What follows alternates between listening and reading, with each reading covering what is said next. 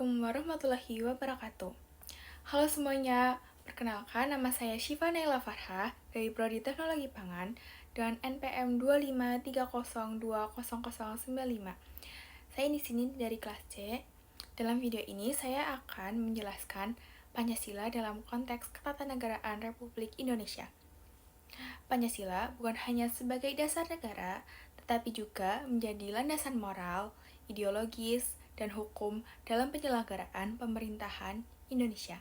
Secara ketatanegaraan, Pancasila ada 3 fungsi, yaitu yang pertama sebagai dasar negara atau filosofis ground flag, yaitu artinya sebagai pondasi bagi seluruh sistem ketatanegaraan. Yang kedua, yaitu ada sumber dari segala sumber hukum nasional, yang artinya semua peraturan perundang-undangan berdasarkan nilai-nilai Pancasila. Yang ketiga, ada ideologi nasional, yang artinya mempersatukan seluruh bangsa Indonesia yang beragam suku, agama, dan budaya. Kedudukan Pancasila ditegaskan pada pembukaan UUD 1945, khususnya pada alinea keempat disebutkan 5 sila secara eksplisit. Dengan demikian, UUD 1945 menempatkan Pancasila sebagai dasar konstitusional yang mengatur seluruh kehidupan berbangsa dan bernegara. Dalam sistem hukum Indonesia, Pancasila menjadi sumber nilai dan norma yang menjiwai semua hukum jadi positif. Artinya, setiap undang-undang, kebijakan pemerintah, bahkan putusan pengadilan harus mencerminkan nilai-nilai dari 5 sila tersebut. Yang satu ada ketuhanan, yaitu menjamin ke semua rakyat Indonesia untuk memilih agama sesuai dengan kepercayaan mereka masing-masing. Yang kedua ada kemanusiaan, yaitu menghormati hak asasi manusia. Yang ketiga ada persatuan, yaitu menjaga utuh negara kesatuan Republik Indonesia. Yang keempat ada kerakyatan, yaitu menjunjung tinggi demokrasi. Dan yang kelima ada keadilan, yaitu menciptakan kesejahteraan sosial bagi seluruh rakyat Indonesia. Sebagai ideologi negara, Pancasila menjadi pedoman bagi arah pembangunan nasional. Nilai-nilainya menjadi ruh dalam kebijakan politik, ekonomi, sosial, dan budaya. Pancasila menolak ideologi ekstrim, baik liberalisme, individualistik, maupun komunisme totaliter, dan mengedepankan jalan tengah yang berkeadilan dan berberi kemanusiaan. Implementasi Pancasila dalam praktek lembaga-lembaga negara ada 3, yaitu yang pertama, eksekutif, pemerintah melayani rakyat berdasarkan asas keadilan dan kemanusiaan. Yang kedua ada legislatif, DPR membuat undang-undang yang sesuai dengan nilai-nilai Pancasila.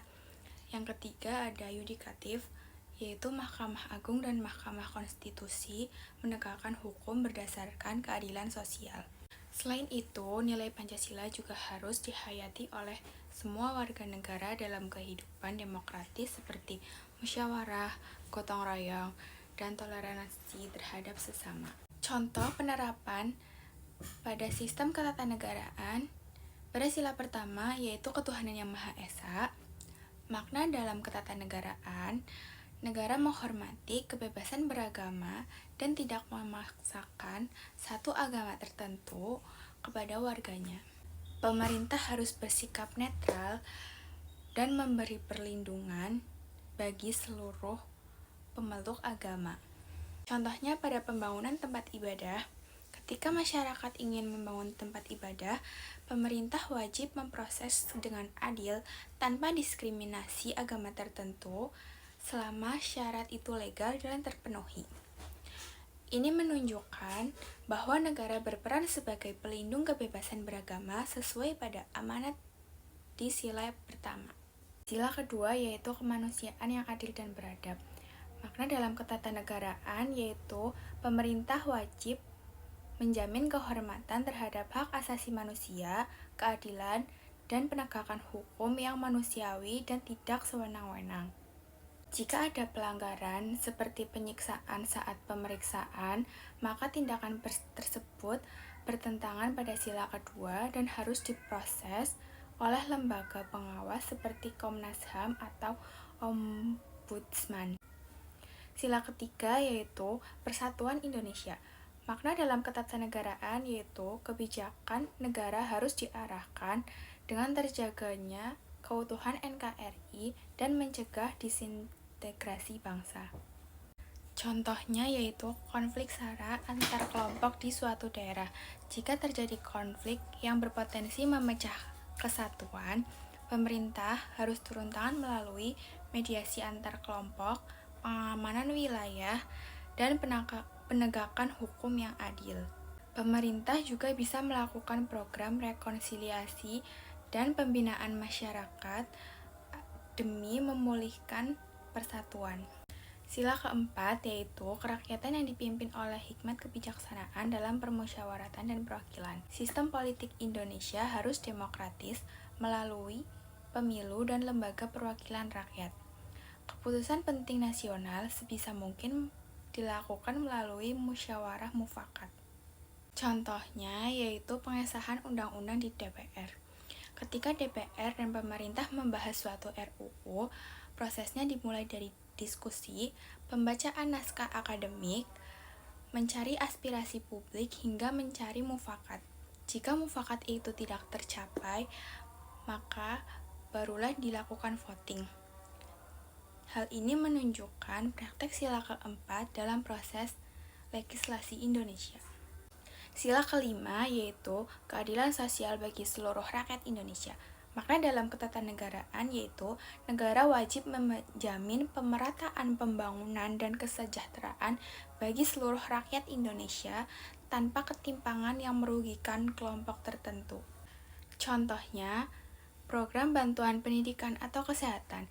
Pemerintah memberikan beasiswa untuk siswa kurang mampu atau KIP, memberikan BPJS Kesehatan untuk layanan medis murah, dan memberikan subsidi untuk masyarakat yang berpenghasilan rendah.